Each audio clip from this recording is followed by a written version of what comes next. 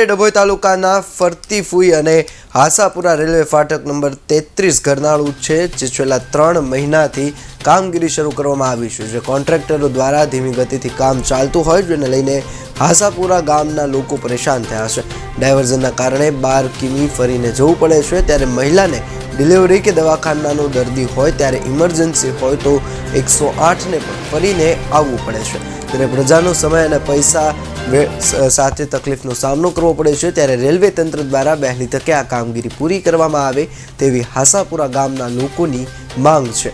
ત્યારે લોકોને મુશ્કેલીનો સામનો કરવો પડે છે, ત્યારે આ કામગીરી ક્યાં સુધી ચાલશે અને ક્યાં સુધી ગ્રામજનોને મુશ્કેલીનો સામનો કરવો પડશે તે જોવું રહ્યું।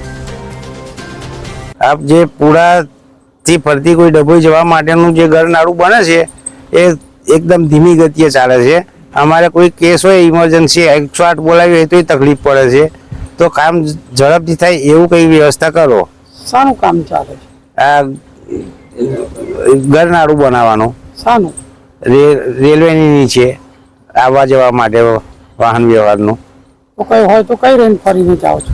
અમારે આમ થુવાવી જવું પડે કે આ બાજુ વસે ફરવું પડે। કેટલા કિલોમીટર થાય? એ બાજુ 12-13 કિલોમીટર જેવું થાય, અને આમ ફરતી કોઈ વારું ચાલુ થાય તો અમારે શોર્ટમાં પડે। કેટલો સમય થાય જવા આવવામાં? અડધો કલાક તો નીકળી જ જાય। તેમના રસ્તા કેવા છે? એ બાજુ તો રસ્તા તો એવા જ છે,